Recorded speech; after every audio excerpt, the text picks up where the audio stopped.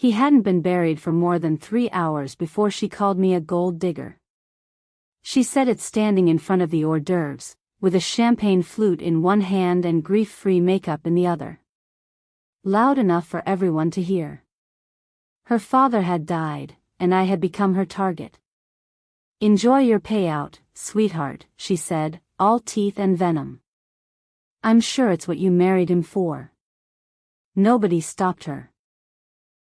Not her husband, not her aunt, not even the lawyer who had prepared the papers I signed 17 years ago. Papers that made me executor of every financial move that mattered. She thought I was just his second wife. Pretty. Young once. Convenient. Replaceable. What she didn't realize, what none of them knew, was that I had been with him first. Not legally, not publicly, but intimately. Fiercely. Before the mergers, before the properties, before the mistakes that made him choose the quieter option, her mother. He married the mother for politics. He married me for redemption. And after all the years and apologies and late-night calls, he brought me back. Quietly. Legally. Fully. She thought I was the second act.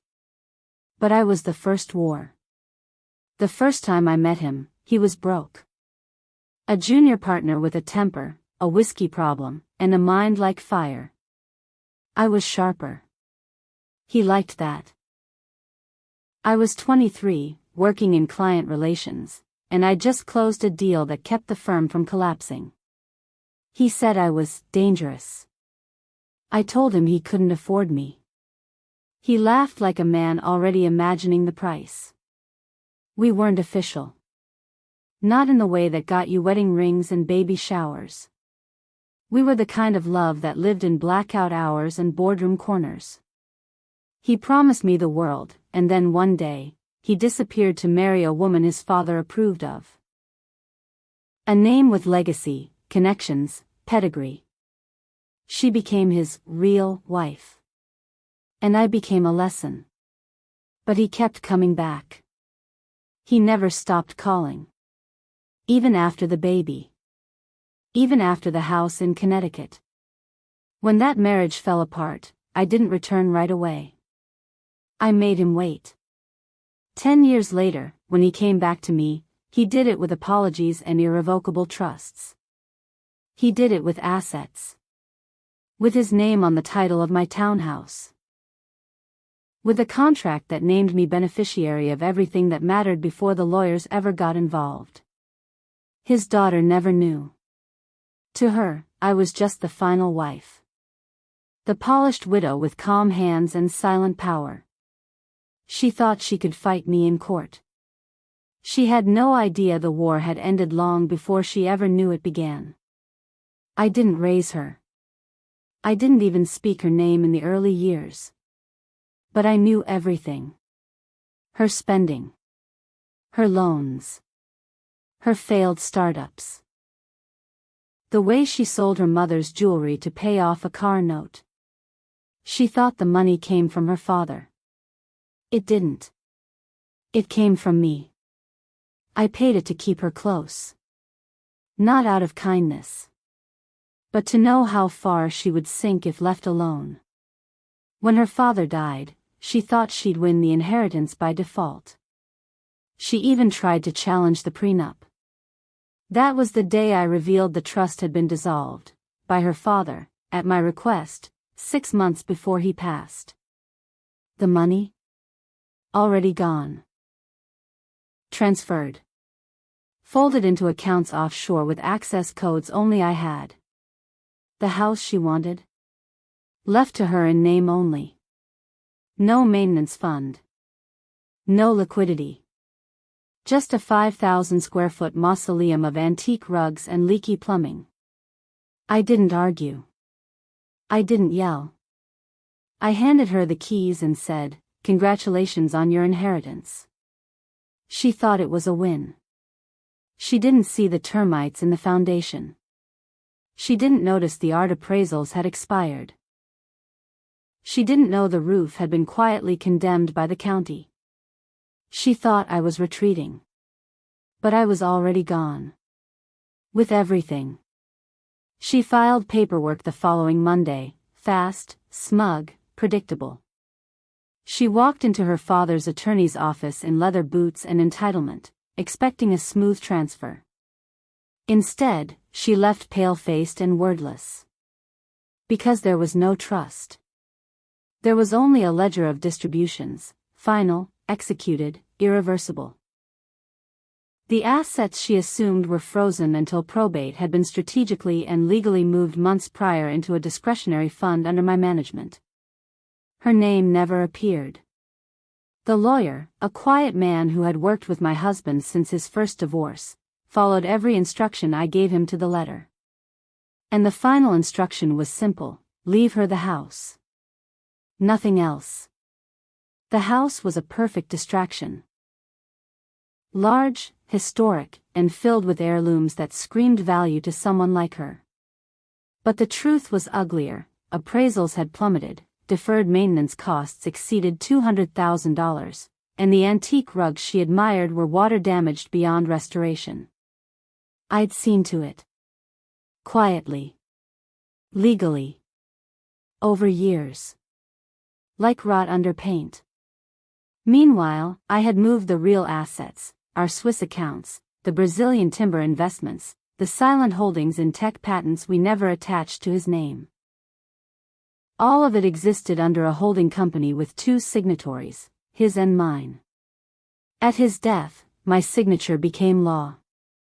She tried to threaten me. She sent emails. Called me a thief. A liar. A fraud. She didn't realize I'd had 17 years to prepare for this.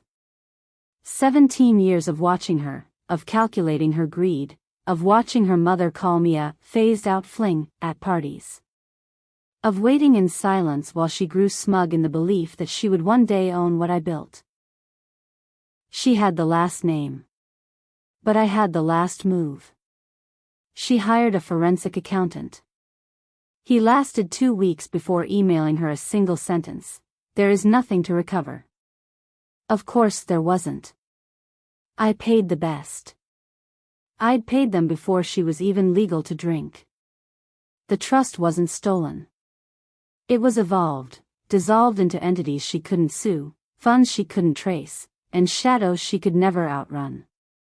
The last time she showed up at my door, it was raining. Her hair was wet. Her voice was small. "You planned this," she said. I didn't deny it. I simply replied, "Your father taught me everything. And you taught me the rest." She left without saying goodbye. I poured a glass of wine, pulled up the International Wire dashboard, and smiled. She was still playing inheritance. I was running an empire.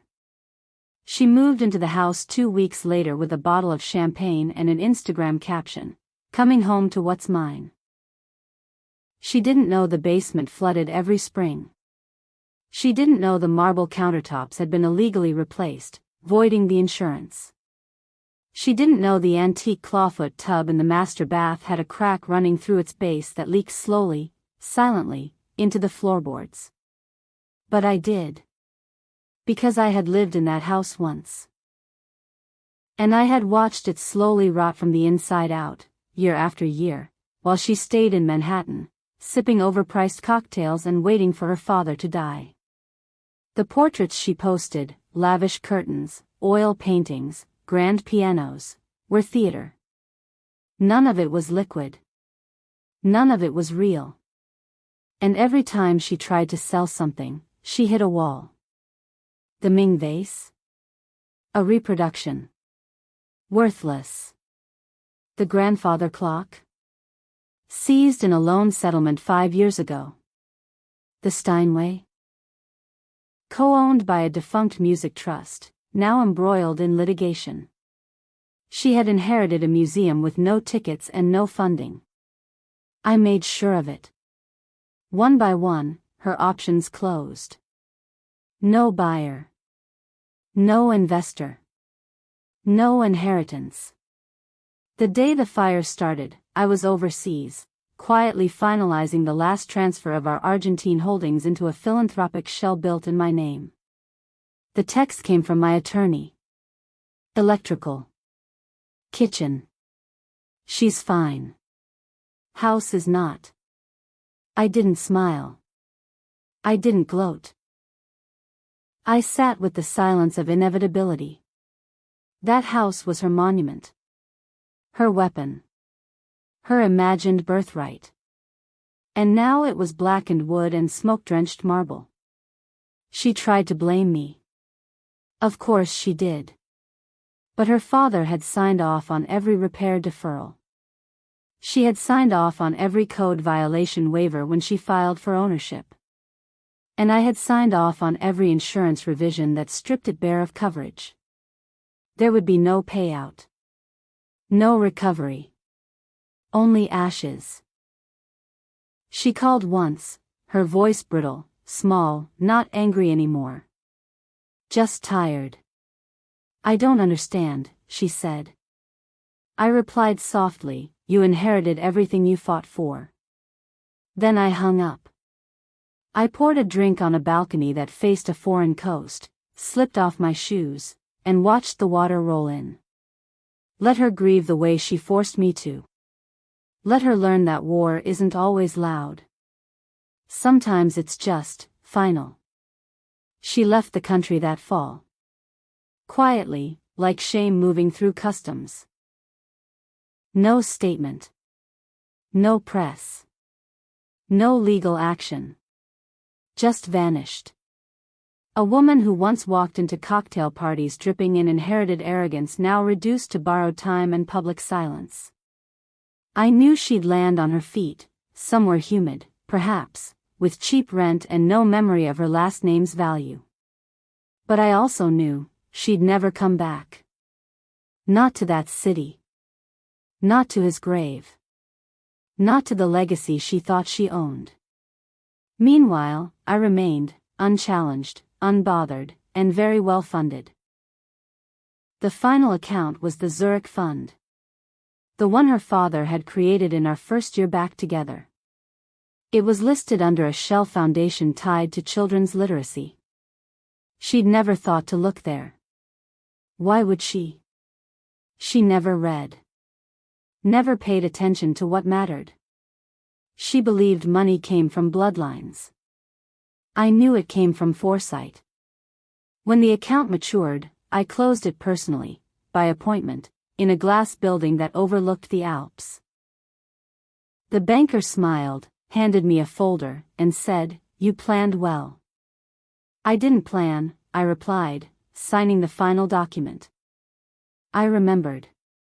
And I did. I remembered every insult whispered across linen tablecloths.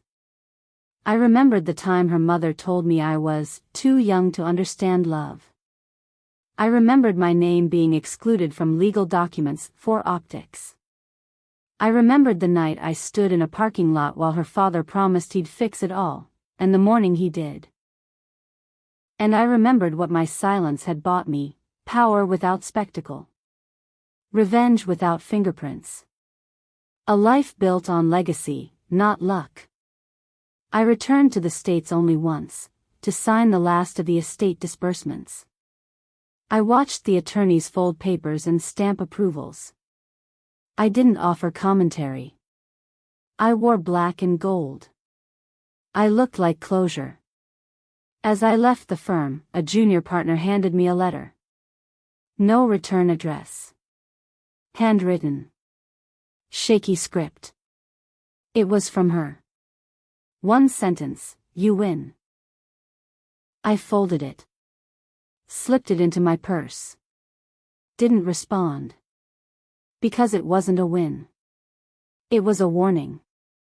Never underestimate the woman who came first. She's not the second wife. She's the whole damn war. Are you drawn to inheritance gone wrong, and revenge served cold and global? Subscribe now for more stories where silence is a weapon, and no one sees the final move until it's already done.